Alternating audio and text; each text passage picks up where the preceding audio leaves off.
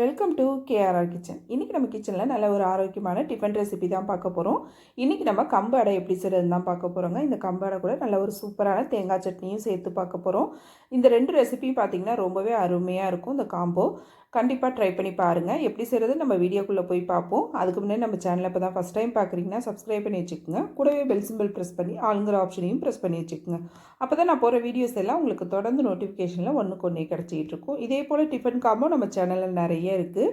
அதோட லிங்க் வந்து டிஸ்கிரிப்ஷனில் கொடுக்குறேன், தேவைப்படுறவங்க செக் பண்ணிக்கோங்க. இப்போ வாங்க அந்த கம்பு அடையும் தேங்காய் சட்னியும் எப்படி செய்கிறதுன்னு பார்த்துடலாம். இப்போ கம்பு அடை செய்யறதுக்கு பார்த்திங்கன்னா கம்பு பருப்பு எல்லாம் நம்ம ஊற வச்சு எடுத்துக்கணும். அதுக்கு பார்த்திங்கன்னா மெஷரிங் கப்பால் 1 கப் அளவுக்கு கம்பு எடுத்திருக்கேன். அதே கப்பால் ஒரு அரை கப் அளவுக்கு துவரம்பருப்பு, அரை கப் அளவுக்கு கடலைப்பருப்பு எடுத்துக்கோங்க. 2 டேபிள் ஸ்பூன் அளவுக்கு பாசிப்பருப்பு, 2 டேபிள் ஸ்பூன் அளவுக்கு உளுத்தம்பருப்பு சேர்த்து இப்போ இது எல்லாத்தையும் நல்லா கழுவி எடுத்துக்கணும். நல்லா ஒரு 2-3 தடவை நல்லா கழுவி எடுத்துக்குங்க. கழுவி எடுத்துட்டு நல்ல தண்ணி ஊற்றி நல்லா ஒரு 8 மணி நேரம் கிட்ட ஊற வச்சு எடுத்துக்குங்க. கம்பு வந்து நல்லா ஊறி வரணும். அதனால் நல்லா ஒரு 8 மணி நேரம் ஊற வச்சு எடுத்துக்கங்க. இது கூடவே 1 டீஸ்பூன் அளவுக்கு சோம்பு, ஒரு 5-6 வரமிளகாய் சேர்த்து ஊற வச்சுருக்கேன். இப்போ பாருங்கள், நைட்டு ஊற வச்சா மறுநாள் காலையில் செய்கிறதுக்கு நல்லாவே ஊறி வந்திருக்கு. இப்போ மிக்ஸி ஜாரில் சேர்த்து நம்ம மாவை அரைச்சிக்குவோம். தண்ணிலாம் வடிச்சிட்டு பருப்பை மட்டும் சேர்த்துக்குங்க. வேறு ஃப்ரெஷ்ஷான தண்ணி ஊற்றி அரைச்சிக்குங்க. இந்த தண்ணி சேர்த்து அரைக்க வேண்டாம். இப்போ மிக்ஸி ஜாருக்கு சேர்த்ததுக்கப்புறம் இதில் ஒரு சின்ன துண்டு இஞ்சி, ஒரு 5-6 பூண்டு பல் சேர்த்துருக்கேன். இது மாவு பார்த்திங்கன்னா கொஞ்சம் லேசாக கொரப்பாக இருக்கிற மாதிரி அரைச்சி எடுத்துக்கணும். ரொம்ப நைஸாக அரைச்சிடாதீங்க. கொரப்பாக இருந்தால் மட்டும்தான் நமக்கு அடை நல்லா மொறுன்னு கிடைக்கும். இப்போ இந்த பக்குவத்துக்கு அரைச்சி எடுத்துக்கோங்க. இது ஒரு பாத்திரத்துக்கு மாற்றிக்கிறேன். மீதம் இருக்கிற மாவையும் அரைச்சி எடுத்துக்கிட்டேன். மிக்ஸி ஜார் கழுவி கொஞ்சமாக தண்ணி சேர்த்துக்கிட்டேன். இப்போ அடை தோசைக்கு தேவையான அளவு உப்பு சேர்த்துக்கிறேன். இது கூட ஒரு அரை டீஸ்பூன் அளவுக்கு மஞ்சள் தூள், கொஞ்சம் பெருங்காயத்தூள் சேர்த்துக்கிறேன். அப்புறம் பார்த்திங்கன்னா ஒரு கொத்து கருவேப்பிலை, ஒரு பெரிய வெங்காயம் பொடுசாக கட் பண்ணி வச்சுருக்கேன், அதையும் சேர்த்துக்கிறேன். இதிலே பார்த்திங்கன்னா ஒரு 3/4 கப் அளவுக்கு தேங்காய் துருவல் எடுத்து வச்சுருக்கேன், அதையும் சேர்த்துக்கிறேன். நல்லா ஒரு கைப்பிடி அளவுக்கு முருங்கைக்கீரை உருவி நல்லா அலசி எடுத்து வச்சுருக்கேன், அதையும் இது கூடவே சேர்த்துக்கிறேன். சேர்த்து இப்போ இது எல்லாத்தையும் நல்லா ஒத்தாப்பில் ஒன்று கலந்து விட்டுக்குங்க. தண்ணி பத்தலைன்னா கொஞ்சம் தண்ணி சேர்த்து நீங்கள் கலந்து எடுத்துக்கலாம்.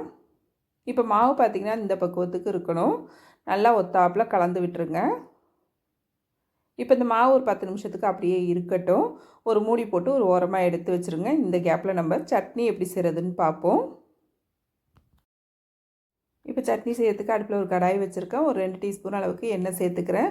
இதில் பார்த்திங்கன்னா ஒரு பெரிய வெங்காயம் பெரிய சைஸில் உள்ளது கட் பண்ணி வச்சுருக்கேன். கூடவே ஒரு 5 பச்சை மிளகாய் கட் பண்ணி வச்சுருக்கேன். இது ரெண்டுத்தையும் சேர்த்து கண்ணாடி பக்குவத்துக்கு தான் வதக்கணும். இந்த சட்னிக்கு ரொம்ப செவக்க வதக்கிடக்கூடாது, லேசாக வதக்கினா போதும். இப்போ வெங்காயம் பச்சை மிளகாய் வதக்கினதை மிக்ஸி ஜாருக்கு மாற்றினதுக்கு அப்புறம் 1 கப் அளவுக்கு தேங்காய் துருவல் எடுத்திருக்கேன், அதை இதில் சேர்த்துக்கிறேன்.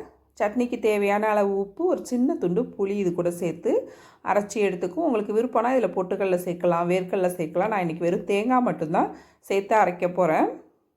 அதுதான் நமக்கு அடைக்கு டேஸ்ட்டு நல்லா கொடுக்கும். தேங்காய் சட்னி இந்த மாதிரி ட்ரை பண்ணி பாருங்கள், ரொம்பவே அருமையாக இருக்கும். டேஸ்ட்டு திகட்டாமையும் இருக்கும் நமக்கு சாப்பிடும் போது. இப்போ சட்னி வந்து பார்த்திங்கன்னா இதையும் கொஞ்சம் கொரப்பாக தான் அரைச்சி எடுத்துக்கணும், நைஸாக அரைக்கக்கூடாது. இப்போ சட்னியை பாத்திரத்துக்கு மாற்றினதுக்கப்புறம் எப்போதும் போல் தாளிப்பு, கடுகு உளுந்து கருவேப்பிலை கொஞ்சம் பெருங்காயத்தூள் சேர்த்து தாளிப்பு கொடுத்துருக்கேன். அவ்வளோதான், ஒரு சூப்பரான தேங்காய் சட்னி ரெடி ஆகிடுச்சு. இப்போ அடை ஊற்றிக்கும். அடை ஊற்றுறதுக்கு பார்த்திங்கன்னா கல் காய போட்டிருக்கேன். இரும்பு கல்லில் அடை ஊற்றுனீங்க அப்படின்னாக்கா உங்களுக்கு நல்ல கிறிஸ்பியாக கிடைக்கும். கொஞ்சமாக எண்ணெய் ஊற்றி நல்லா ஸ்ப்ரெட் பண்ணி விட்டுக்குங்க இது போல். இப்போ அடை மாவு பார்த்திங்கன்னா ரொம்ப திக்காக இருக்குது. நீங்கள் அடை கொஞ்சம் மொத்தமாக ஊற்றணும் அப்படின்னாக்கா உங்களுக்கு இந்த பக்குவத்துக்கு இருந்தால் கரெக்டாக இருக்கும். அடை கொஞ்சம் நல்லா மெல்லிஸாக வேணும் அப்படின்னாக்கா கொஞ்சம் தண்ணி ஊற்றி நம்ம தோசை மாவு பக்குவத்துக்கு கரைச்சி எடுத்துக்குங்க. நான் மெல்லிஸாக ஊற்றுறதுக்காக தான் தண்ணி ஊற்றி கரைச்சி எடுத்துக்கிறேன். இப்போ மாவு தேவையான அளவு ஊற்றி நல்லா மெல்லிஸாக இது போல் ஊற்றி எடுத்துக்குங்க. இப்போ அடை ஊற்றுனதுக்கு அப்புறம் பார்த்திங்கன்னா நல்லா ஒரு 3 நிமிஷத்துக்கு வேகட்டும். தோசை கரண்டி வச்சு இது போல் லைட்டாக குழி விட்டுக்குங்க. அதுக்கப்புறம் எண்ணெய் ஊற்றுங்க, அப்போ தான் நல்லா வெந்து வரும் அடை. அடையில் வந்து பார்த்திங்கன்னா எண்ணெய்க்கு பதிலாக நெய் சேர்த்து கூட சுடலாம், ரொம்ப அருமையாக இருக்கும் டேஸ்ட்டு. நான் எண்ணெய் தான் சேர்த்துருக்கேன் 2 டீஸ்பூன் அளவுக்கு. இப்போ நல்லா ஒரு பக்கம் வேகட்டும். இப்போ அடுத்த பக்கம் திருப்பி போட்டு நல்லா அடுப்பை வந்து சிம்மில் வச்சு வேக வச்சிங்கன்னா நல்லா மொறுன்னு வெந்து வரும் நமக்கு. அடுப்பை மீடியம் ஃப்ளேமில் வச்சு நல்லா வேக வச்சு எடுத்துக்குவோம். இப்போ பாருங்கள் அடை நல்லா 2 பக்கமும் வெந்து ரொம்ப சூப்பராக அருமையாக ரெடி ஆகிருக்கு பாருங்கள். டேஸ்ட்டும் உண்மையிலே ரொம்ப சூப்பராக இருக்கும். கண்டிப்பாக மிஸ் பண்ணாமல் இந்த ரெசிபியை ட்ரை பண்ணி பாருங்கள். இந்த சட்னியும் சரி அடையும் சரி ரெண்டுத்தையும் ட்ரை பண்ணி பாருங்கள். டேஸ்ட்டு ரொம்பவே சூப்பராக இருக்கும். இன்றைக்கி நான் சொன்னது போல் இந்த அடை ரெசிபியை ட்ரை பண்ணி பாருங்கள். ட்ரை பண்ணி பார்த்துட்டு எப்படி இருக்குன்னு எனக்கு கமெண்ட் பண்ணுங்கள்.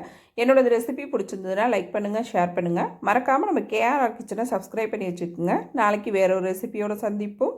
தேங்க்ஸ் ஃபார் வாட்சிங்.